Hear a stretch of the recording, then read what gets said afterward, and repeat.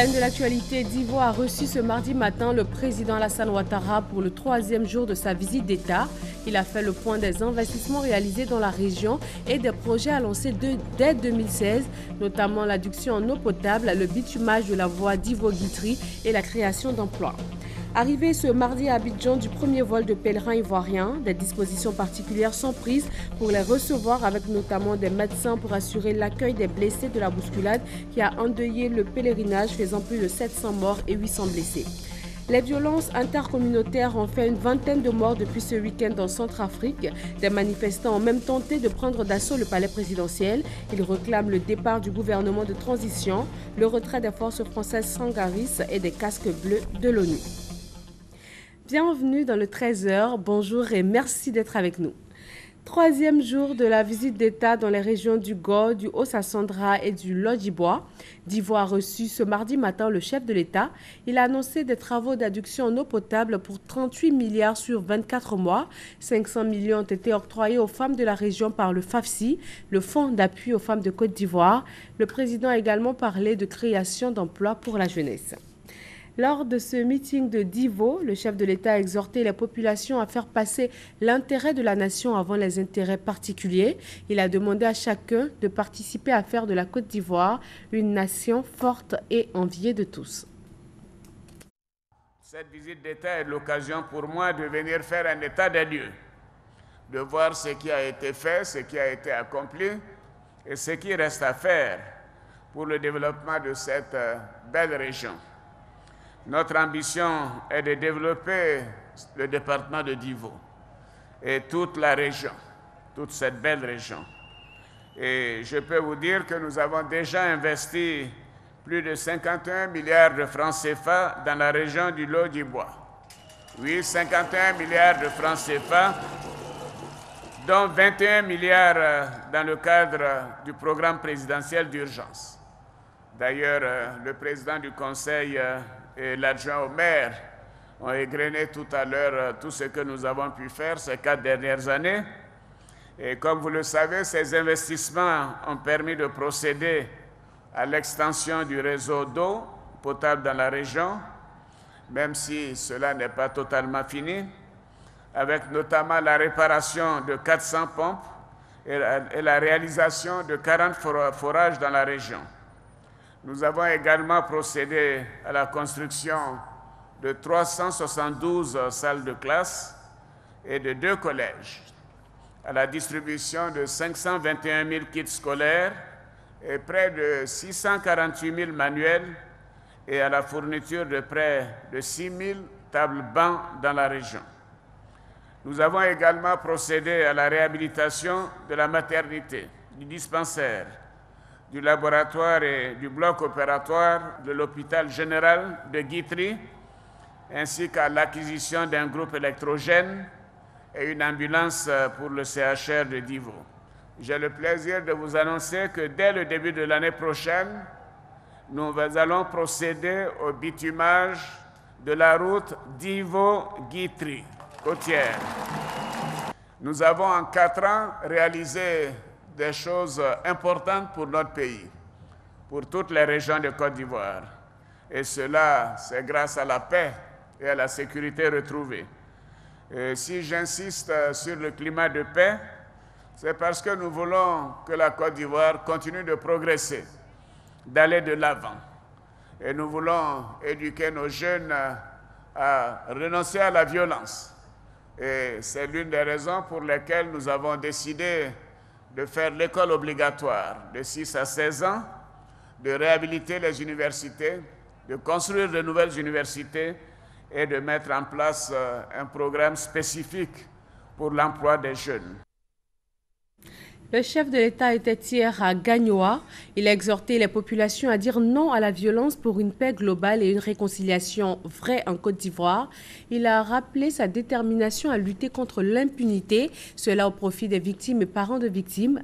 Le président Alassane Ouattara a aussi invité les populations à s'approprier le processus d'indemnisation des victimes en cours depuis près de 2 mois. Des personnalités et populations présentes à cette rencontre de Gagnoa avec le président donnent leurs impressions après meeting. En 2013, alors qu'il venait à peine d'arriver au pouvoir, nous avions un hôpital qui était en souffrance. Comme une mère au chevet de son enfant malade, il est accouru pour venir faire le nécessaire pour que cet hôpital soit fonctionnel. Quand je me rappelle ce qui s'est passé il y a 10 ans, par rapport à maintenant, il n'y a pas de contexte, comme on dit en américain. Donc nous sommes déjà heureux. Aujourd'hui, Gagnoa a retrouvé son fils. Aujourd'hui, les populations de Gagnoa sont ravies, sont contentes et nous sommes fiers de ce travail que nous faisons et nous savons que le président de la République nous a comblés. Là où il va, c'est le bonheur qui suit. Gagnoa ne pouvait pas bouder son bonheur et nous sommes heureux qu'il soit venu à Gagnoa.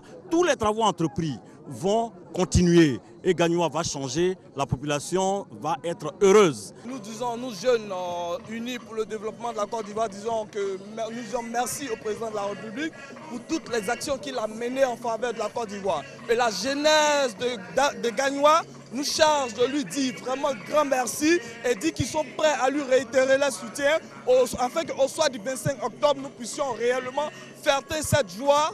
La présence du chef de l'État, c'est au-delà des partis politiques, c'est le père de la nation. Et c'est pourquoi la communauté Yacouba Sylla a cru devoir se mobiliser. Mobiliser ses alliés, mobiliser toute la population de Gagnoa. Et c'est en cela que vous constatez avec nous que nous avons la fierté de constater tout le peuple de Gagnoa sorti pour accueillir le chef d'État, mais surtout le peuple bété, représenté par les 165 villages, tous présents ici à cette cérémonie. Nous sommes venus témoigner au président Alassane Ouattara notre engagement, l'engagement de la jeunesse ivoirienne, la confiance que la jeunesse de Côte d'Ivoire place en sa personne. Avoir un président, avoir quelqu'un comme Alassane Ouattara, c'est une chance pour la Côte d'Ivoire. Donc nous demandons aux jeunes de Côte d'Ivoire de sortir massivement, de soutenir le président Alassane Ouattara afin que le pays se développe. Le président va nous donner de nouvelles infrastructures et j'en suis certain. Le président va aider nos mamans, nos femmes, nos filles à se prendre en charge. Parce que nous savons que quand il arrive dans une région, il n'est pas seul. Il est avec la première dame qui en général a beaucoup de choses dans ses bagages. Mais au-delà de ça, c'est la réconciliation. Toujours à Gagnoa, le lancement des travaux d'adduction en eau potable de la région est effectif, l'un des plus importants chantiers à l'intérieur du pays qui va mobiliser plus de 43 milliards de francs CFA. Alexis Ouedraogo. Légère escale à son arrivée à Gagnoa, où il était attendu pour son meeting. Le chef de l'État Alassane Ouattara s'est arrêté pour lancer les travaux d'adduction en eau potable dans la région.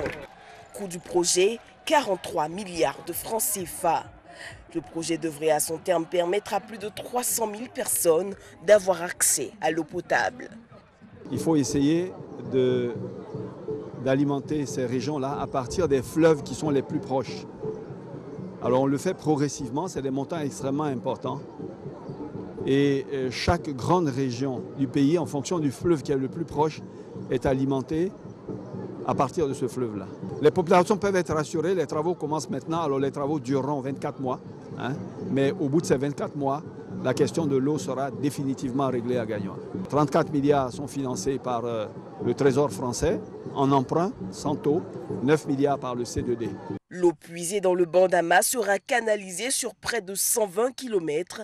C'est l'investissement le plus important en matière d'infrastructures en eau potable dans tout l'intérieur de la Côte d'Ivoire. C'est la fin de l'obscurité pour le village de Seria. Il a été mis sous tension hier par le chef de l'État. Le reportage de Abou Sanogo. Les populations du village de Seria dans le canton Balouan Sud, dans la sous-préfecture de Daloa, ont bien raison de laisser éclater leur joie. Longtemps restés dans l'obscurité, leur rêve de voir leur village illuminé se réalise. Ce, grâce au programme présidentiel d'urgence et à la politique de l'électrification rurale. Ce village est connu depuis les années 1912. On peut considérer que depuis ces années-là, nous attendions la modernité. Et c'est en 2015 que nous avons eu, et c'est grâce au président de la République. Depuis que le village est créé, depuis la colonisation, le marché de Seria est créé en 1914 par les colons.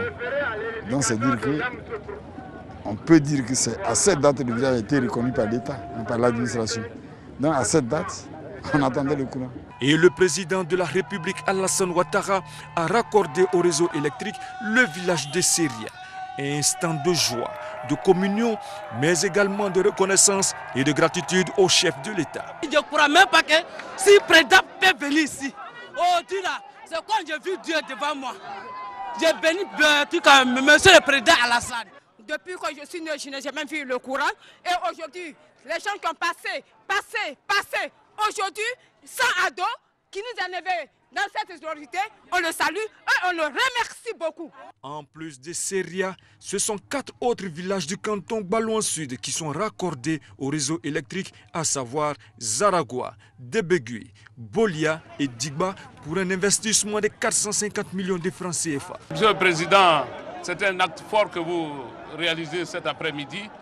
Vous allez donner la lumière à plus de 10 000 de vos concitoyens par le seul geste qu'on appelle d'appuyer ce bouton. Je suis heureux pour mes concitoyens.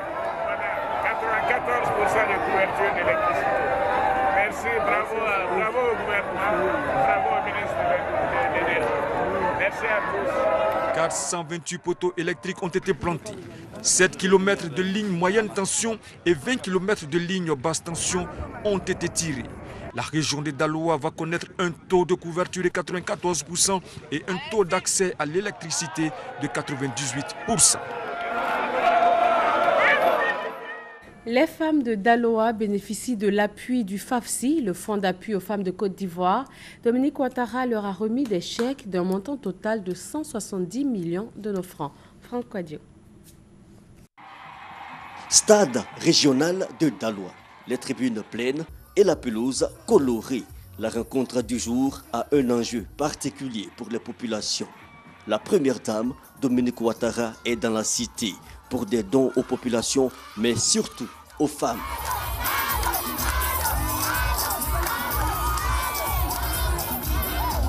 La joie de voir la première dame, mais aussi de recevoir ses dons, bien visibles sur la grande place.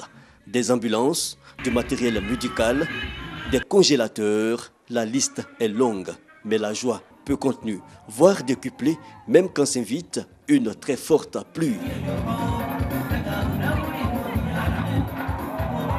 Communion des cœurs, la première dame, bien accompagnée de plusieurs autres femmes du gouvernement et du président de l'Assemblée nationale, Guillaume Soro.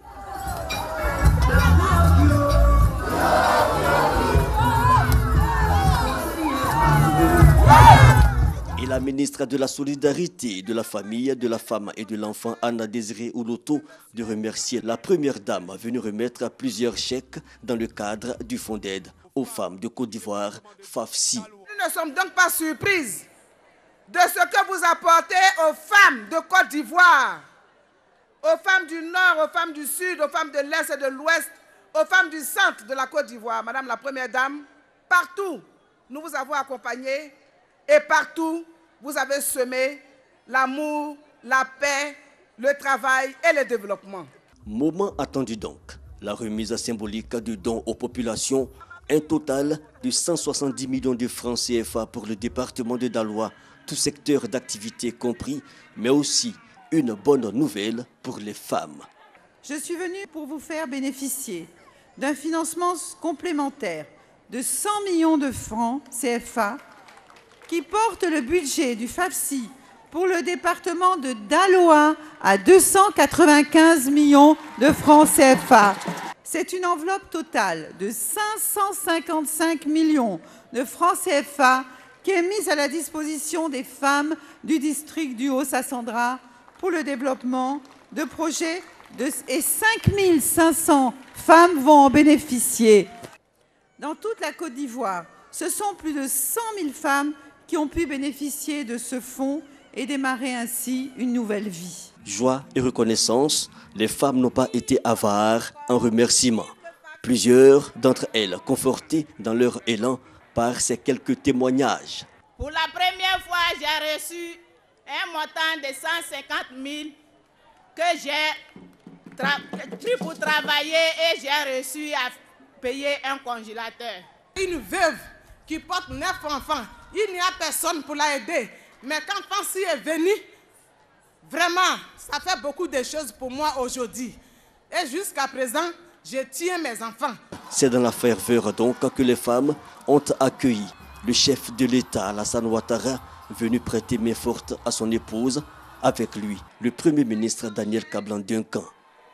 Le stade régional, reconnaissant au couple Ouattara, qui, notons-le, a débuté depuis le dimanche 27 septembre la visite d'État dans le Haut-Sassandra, le Go et le Lodjibois.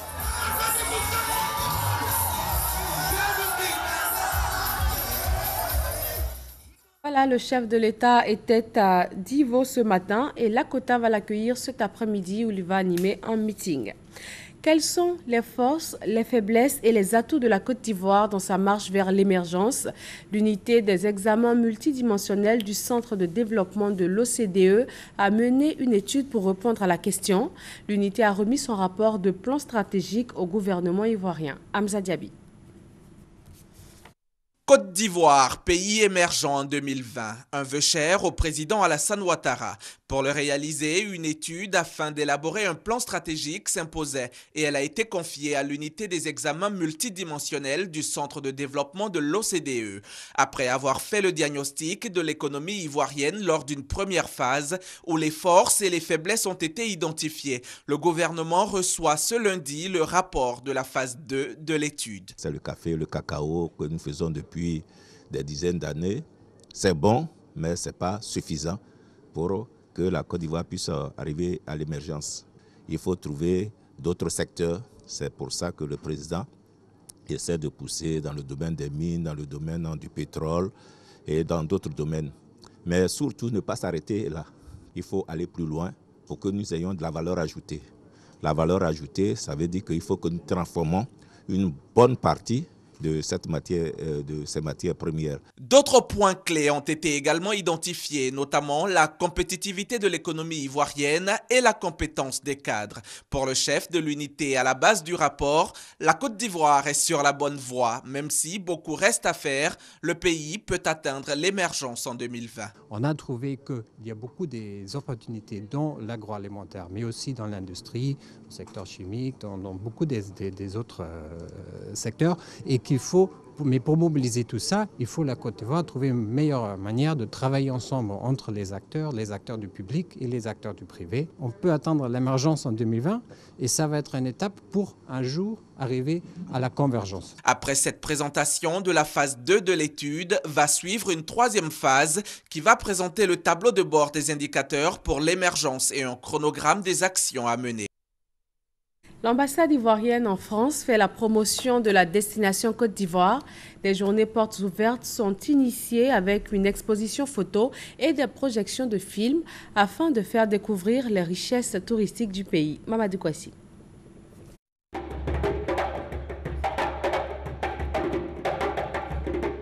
Ambiance de Woyo, suivi de prestations et danses des tiroirs et des défilés de mode. Nous sommes à l'ambassade de la Côte d'Ivoire en France pour les journées portes ouvertes sur la Côte d'Ivoire. En initiant cette activité, Côte d'Ivoire Tourisme veut promouvoir les atouts touristiques dont regorge notre pays. Nous sommes satisfaits de dire que les Ivoiriens ont compris et les Ivoiriens de l'étranger ont compris qu'effectivement le pays avançait et qu'au lieu des mots, nous avons opté pour des images. Le cœur de notre développement, c'est l'homme. Donc nous avons mis en place toute la stratégie de communication sur l'homme. Et ce qu'on dit, le tourisme à visage humain. Pour renforcer ces propos, une exposition retraçant les différentes époques de la Côte d'Ivoire post-indépendance jusqu'à ce jour. Des prestations qui ont convaincu les invités. Des invités qui ont parcouru toutes les photos qui, selon les auteurs, donnent la joie de vivre en Côte d'Ivoire. Il y a des avancées en Côte d'Ivoire. Et que c'est un peuple qui travaille et qui a envie de faire quelque chose de leur pays. Et ça, je suis très fier d'eux. J'aimerais bien un jour y aller pour découvrir en plus, vraiment en profondeur certaines choses et tout. Par exemple, la production du cacao et tout, c'est vraiment intéressant. Et surtout voir aussi les petites maisonnettes, les petits villages traditionnels et tout. Les paysages ont l'air tout à fait jolis et attrayants. Donc j'ai une joie de vivre qui m'a frappé dans ces photos. Les journées portes ouvertes ont été également rythmées par des dégustations des mets ivoiriens, des conférences, des moments d'échange entre les tours opérateurs et les agences de voyage en Côte d'Ivoire, mais également Elles annoncent le salon Top Reza qui s'ouvre ce 29 septembre jusqu'au 2 octobre 2015. Pendant 4 jours, Côte d'Ivoire Tourisme et ses partenaires vont vendre la destination Côte d'Ivoire au salon Top Reza de Paris pour que ce secteur puisse contribuer véritablement au développement socio-économique de la nation ivoirienne. Un groupement d'entreprises italiennes en mission de prospection sur le sol ivoirien. Il a rencontré le ministère de l'Entrepreneuriat, de la promotion des PME et de l'artisanat. Les domaines retenus sont la construction navale et la formation. Félix Amani et Herman Yamia. Très intéressé par les nombreuses potentialités maritimes qu'offre la Côte d'Ivoire, le groupement d'entreprises italien Cantiere Naval Victoria est venu rencontrer les autorités ivoiriennes afin d'investir dans le secteur de la construction navale et la formation. È un cantiere che attualmente può offrire quanto di più elevato ci può essere nel campo della tecnologia. C'est un chantier qui peut offrir la plus haute technologie. Je vous assure, la plus haute technologie qu'une entreprise navale peut offrir à n'importe quel pays du monde. Le souhait, le rêve. È un cantiere che ha una lunga tradizione. C'est un chantier qui a une longue tradition. Le directeur de cabinet Gbané Abou, représentant le ministre de l'Entrepreneuriat, de la promotion des PME et de l'artisanat, voit en cette visite une opportunité d'emploi pour la jeunesse ivoirienne. Les PME qui existent, mais en créer des milliers faire des nationaux, des entrepreneurs. Faisant partie des meilleurs constructeurs navals, ces hommes d'affaires italiens ont exprimé en présence de certains ministères leur intérêt d'investir particulièrement dans les PME, le transport, l'environnement, la sécurité et la défense. La Côte d'Ivoire veut se doter d'un plan national d'intervention contre la pollution accidentelle en mer, en lagune et dans les zones côtières. Le centre anti-pollution a formé ses agents pour cela et recensé les moyens matériels mobilisables en cas de sinistre. Herman Yamia. La Côte d'Ivoire ne veut plus vivre l'histoire du Probo Koala, ce navire grec affrété par la société Trafigura qui a déversé des déchets hautement toxiques de 528 mètres cubes dans la décharge publique d'Akwedo et dans près d'une dizaine d'autres sites à forte densité de population, faisant ainsi officiellement 17 morts et plus de 100 000 personnes intoxiquées. À travers cet atelier, elle veut se doter d'un plan national d'intervention contre les pollutions accidentelles en mer, en lagune et dans les zones côtières. Nous avons eu des problèmes et nous avons des problèmes. Depuis 1985 que le décret a été pris pour organiser ce plan, on n'a jamais eu un plan écrit, élaboré. En matière d'intervention d'urgence de lutte contre les pollutions, c'est toutes les structures nationales qui interviennent. Chaque structure doit connaître son rôle. Même les pétroliers. C'est le Centre de documentation, de recherche et d'expérimentation sur les pollutions accidentelles des eaux, une structure française qui a été cooptée pour cette formation. Quand une catastrophe se présente, on va mettre en œuvre les dispositions du plan Polumar. Donc on va d'une part monter un état-major de crise, une cellule de crise interministérielle. On va également mener les premières actions, essayer de trouver la cause de la pollution. Voir quels sont les moyens pour lutter en mer. Il existe différentes possibilités de lutter en mer, que ce soit avec les moyens nationaux de la Côte d'Ivoire ou avec les moyens de l'industrie pétrolière. Et puis ensuite, on va mettre en œuvre des mesures de protection à terre. Environ 80 personnes issues de plusieurs ministères techniques, des douanes, du port, de la marine et des sociétés d'exploitation pétrolière participent à cet atelier. Au terme de cette formation, le 2 octobre prochain, il est prévu un exercice de simulation des déploiements de moyens de lutte du plan Poluma dans la lagune Ébrié. Et l'Institut de sécurité maritime interrégional veut apporter des solutions à l'insécurité dans l'espace maritime du golfe de Guinée. L'Institut vient pour cela de démarrer ses activités. Guillaume Zéré, Serge Colère. Les chiffres sur la criminalité dans le golfe de Guinée sont alarmants. Pour l'année 2014 seulement, 104 incidents d'insécurité maritime, dont 41 cas de piraterie avec prise d'otages, ont été enregistrés. Un manque à gagner d'environ 1000 milliards de francs CFA pour les États qui partagent cet espace d'échange. En décidant de former 34 fonctionnaires impliqués dans l'action de l'État en mer dans le cadre du lancement des activités de l'ISMI, l'Institut de sécurité maritime interrégionale, les États du Golfe de Guinée entendent combattre durablement le phénomène de la criminalité en haute mer. L'essentiel de nos activités au niveau des zones d'échange à l'extérieur passe par la façade maritime. Donc il faut effectivement créer les conditions d'une sécurisation pour inspirer toujours confiance. De l'action de l'État en mer, il était important de renforcer les capacités et pour cela, un institut de sécurité maritime interrégionale est bienvenu. Dans leur volonté de sécurisation de leur façade maritime avec l'ISMI, les États du Golfe de Guinée ne sont pas seuls. Le Japon, la France et l'Union européenne, entre autres, se disent disposés à apporter l'appui nécessaire pour la mise en œuvre de ce plan. L'Union fait la force contre la piraterie. L'Union fait la force lorsqu'il y a un problème à gérer rapidement. Il y a 2 experts techniques internationaux, un commissaire de la marine qui est spécialisé dans les formations, un capitaine de vaisseau, et également un commissaire de la marine pour la partie formation technique, gestion, qui sont donc déjà arrivés. Un engagement international dont les responsables de cet institut mesurent la portée. Les responsabilités sont énormes par rapport aux enjeux qu'il y a. Au-delà du transport maritime, c'est le commerce maritime qui est menacé. Au-delà du commerce maritime, c'est la vie de nos États qui est menacée. Cette session inaugurale de formation, ouverte ce lundi 28 septembre, va durer 5 jours. À terme, les participants venus de 17 pays devraient pouvoir être des instruments du développement durable.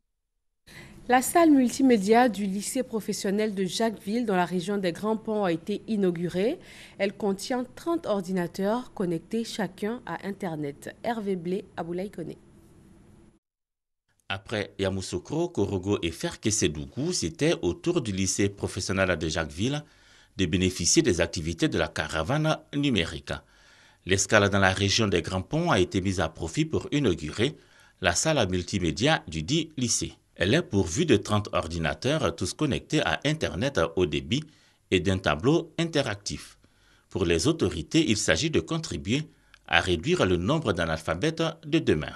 La salle multimédia du lycée professionnel de Jacquesville, en plus de développer un nouveau modèle d'apprentissage, permettra de résoudre les problèmes jadis récurrents du système de formation professionnelle tels que le manque de structures d'accueil et le coût élevé de manuels scolaires. Sous l'impulsion du chef de l'État, le président Alassane Ouattara, cette salle est la première à être inaugurée dans la phase 1 du projet e-éducation. Le projet e-éducation, sous la tutelle du ministère d'État, ministère de l'Emploi, des Affaires sociales et de la formation professionnelle, vise à équiper 9 sites dont 5 directions et 4 établissements du secteur de la formation professionnelle. 9e commémoration de la Journée mondiale de lutte contre la rage à Bouaké. Les autorités sanitaires ont sensibilisé les populations sur la gravité de cette maladie qui tue chaque année plus de 60 000 personnes. Les parents ont été exhortés à vacciner leurs enfants. C'est le seul moyen de lutte contre la rage. Le reportage de Soro Corona est commenté par Léon Bro. Maladie virale mortelle qui se manifeste par des troubles nerveux très douloureux, la rage est transmise à l'homme à travers morsures, griffures ou léchage de chiens, chats ou loups. Bouaké, cadre de la commémoration en Côte d'Ivoire de la 9e édition de la Journée mondiale de lutte contre la rage, est la première ville ivoirienne la plus rabique avec déjà 15 cas pour l'année 2015. Les populations sont donc exhortées à faire vacciner leurs enfants et leurs animaux, la vaccination restant pour le directeur du centre antirabique le moyen d'éradication de la rage. La rage, c'est une maladie, une fois qu'elle est déclarée, elle est automatiquement mortelle et il n'y a rien. Il n'y a pas de traitement spécifique. Il n'y a pas les antibiotiques, aucun traitement ne peut guérir la rage une fois qu'elle est déclarée. Donc c'est une affection qui est mortelle à 100%. On peut la prévenir facilement en se faisant vacciner, en vaccinant également les chiens et les chats et tous les animaux qui sont susceptibles de donner la rage. Plus de 60 000 personnes meurent chaque année de rage, essentiellement en Asie et en Afrique. Toujours selon l'Organisation mondiale de la santé, ces victimes sont âgées de moins de 15 ans. L'OMS a institué en 2007 la Journée mondiale de lutte contre la rage, célébrée le 28 septembre de chaque année pour attirer l'attention des populations sur cette maladie mortelle. Arrivé ce mardi à Abidjan du premier vol de pèlerins ivoiriens, des dispositions particulières ont été prises pour les recevoir, notamment des médecins seront sur place pour assurer l'accueil des blessés. Rappelons qu'une bousculade a endeuillé le pèlerinage, faisant plus de 700 morts et 800 blessés. Hervé Blé. À 19h20 ce mardi seront accueillis les premiers pèlerins de retour d'Arabie Saoudite. Pour l'accueil des pèlerins ivoiriens de l'édition 2015 du Hajj, l'État a pris des dispositions particulières, des mesures pour mieux gérer le traumatisme qu'ils ont connu du fait de la bousculade meurtrière survenue le jeudi 24 septembre à Mina en Arabie Saoudite et qui a occasionné de nombreux morts, blessés et disparus. Médecins, traumatologues, psychologues et autres seront donc mobilisés à l'aéroport Félix Houphouët-Boigny. Des dispositions spéciales ont donc été prises pour garantir un accueil adapté à l'état de nos différents pèlerins, surtout des personnes blessées ou traumatisées par l'événement. Des dispositions ont donc été prises par Madame la ministre de la Santé et de la lutte contre le sida pour accueillir les blessés dont l'état nécessite une observation ou une hospitalisation au sein du service de chirurgie du CHU de Treichville. Elle a également d'une part instruit la pharmacie de la santé publique pour le ravitaillement des équipes médicales en médicaments. La grande mosquée de la Riviera servira de centre d'accueil pour tous les autres pèlerins. Aussi, un centre d'écoute y est mis en place pour la prise en charge psychologique des pèlerins et de leurs parents. Tous les numéros communiqués à la population restent ouverts pour plus ample information. Après le vol de ce mardi, les prochains qui vont ramener en Côte d'Ivoire les pèlerins de retour du Hajj 2015 sont prévus du 29 septembre au 7 octobre. En Centrafrique, c'est le retour de la violence dans les rues de Bangui.